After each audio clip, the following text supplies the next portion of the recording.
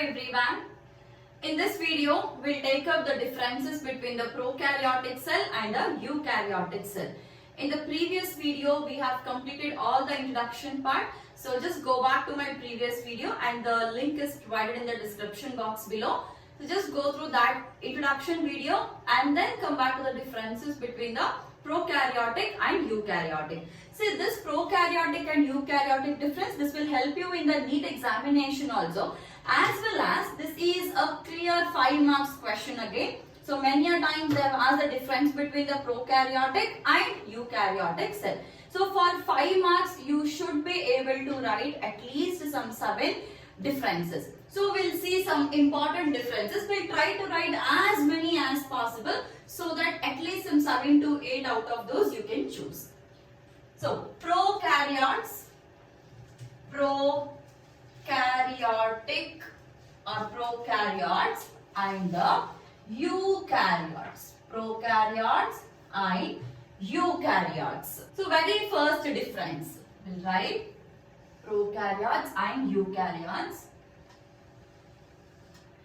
Very first difference is prokaryotes. Just split the word. What does pro means? Pro is something which is old or something which is primitive. So pro is primitive and karyon. Karyotes or karyon, which simply means nucleus. It means that here they have a primitive nucleus. And eukaryotes, eu means new. Again karyon is nucleus, which simply means primitive nucleus and new nucleus. Primitive nucleus, what is this primitive nucleus? This is which does not have a nuclear membrane, which is a second difference. Prokaryotes, they do not have nuclear membrane, and eukaryotes, they are nuclear membrane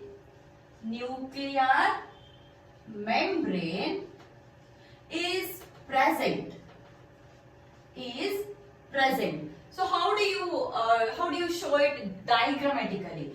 See, if this is a cell, inside the cell there should be a nucleus actually, but in case of a prokaryotes there is no nucleus. The genetic material is just freely suspended in the cytoplasm, whereas in case of eukaryotes, here this is a cell and inside the cell there is a nucleus which has got the nuclear membrane like this, and inside the nuclear membrane the genetic material is present.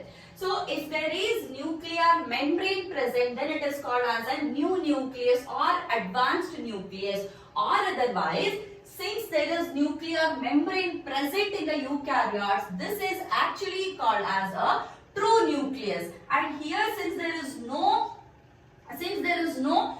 nuclear membrane present, this is called as a false nucleus.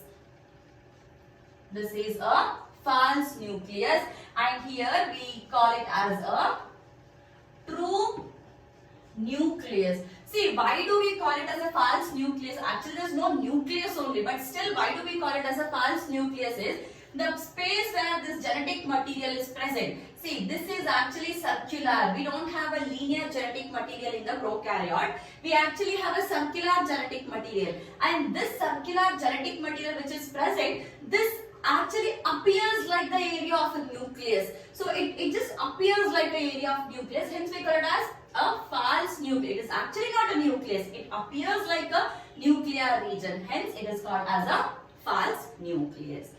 So this is the main reason, these 3 points are the main reason why they are called as prokaryotes and eukaryotes.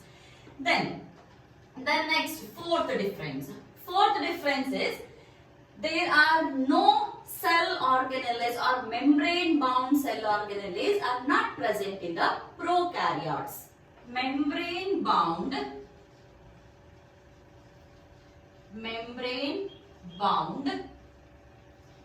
cell organelles cell organelles are absent. Whereas here membrane bound cell organelles are present. Membrane bound cell organelles are present in the eukaryotes. So what do you mean by this membrane bound? See, membrane bound means every organelle. For example, we take the structure of mitochondria. See, in case of mitochondria, we have a double layer present, isn't it? And there is a intermembrane space here. So such kind of organelles are not present in the prokaryotes. Then the organelle which is present in the prokaryote as well as eukaryote is the ribosome. And what type of ribosome is present in the prokaryote and what type is present in the eukaryote? In case of prokaryotes, 70S type of ribosome is present. 70S type of ribosome. And in case of the eukaryotes, it is 80S type of ribosome present. So here it is 70S type and here it is 80S type. So 70, what is the split of the 70? The split is 50 plus 30S. 50S plus 30S is a split of the 70 and 80S, this is 60S plus 40S is a split of the 80S. What is this 50, 30, 60, 40? So this we will see when we study the ribosomes individually in the same chapter itself. Then next difference. See, next difference, this is about the genetic material. Genetic material is usually circular. This is circular. Whereas here the genetic material is usually linear. Genetic material is linear. It is linear. Then next difference. The next difference is about the cell division. Very important difference. See, cell division, because we studied as a separate chapter, you should be knowing this.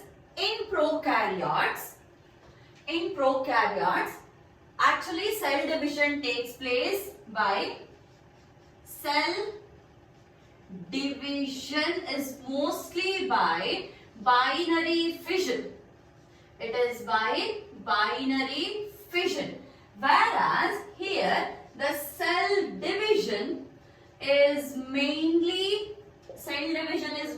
by mitosis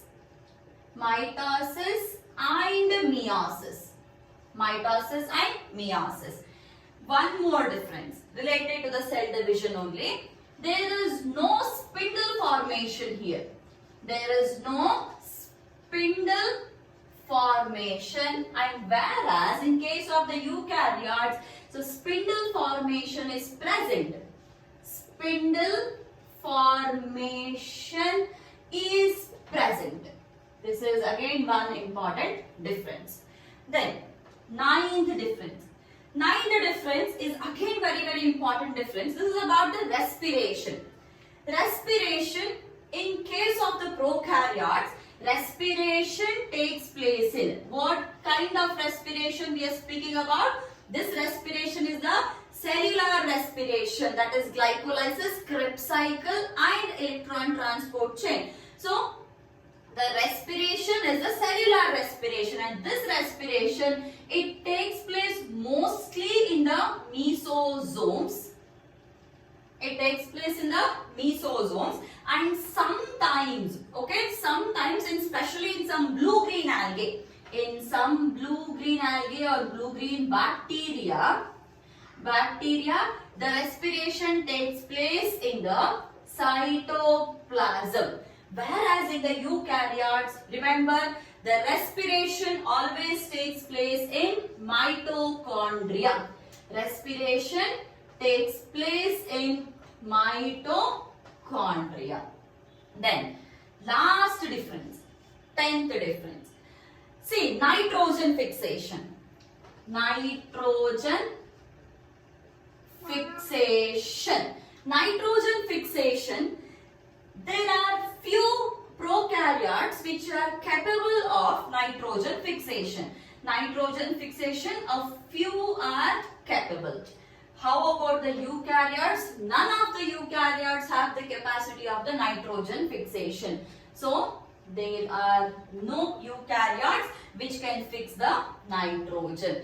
So, you can ask me now, plants are capable of fixing the nitrogen, isn't it? We study the nitrogen fixation in the legumes. But remember, nitrogen fixation we studied in the legumes. But in the legumes, the nitrogen is not fixed by the plant. It is being fixed by the bacteria called as rhizobium, which is a prokaryote. So, the prokaryotes itself have the capacity of nitrogen fixation. Not all the prokaryotes. Only a few prokaryotes have the capacity of the nitrogen fixation. How coming to the eukaryotes? None of the eukaryotes have the capacity of the nitrogen fixation. So these are the 10 differences which are very important as compared to the prokaryotes and the eukaryotes. So in the next video, we will take up a prokaryotic cell in detail. Guys, be ready with the next class because before moving to the next class, I would like to tell you something. Just go through these basics. Watch my first video and second video once again, because the prokaryotic cell is very important and that will be of use even in your next careers also. For example, if you take any graduation courses, even there also it's very helpful. So prokaryotic as well as eukaryotic cells we'll study in detail. Next class we'll take up only the prokaryotic cell, each and every step in detail. Each and every part of a prokaryotic cell in detail will be studied. Okay. So I'll see you guys in the next class. Make sure that you revise all the first and second videos properly before coming to the next video. Thank you guys.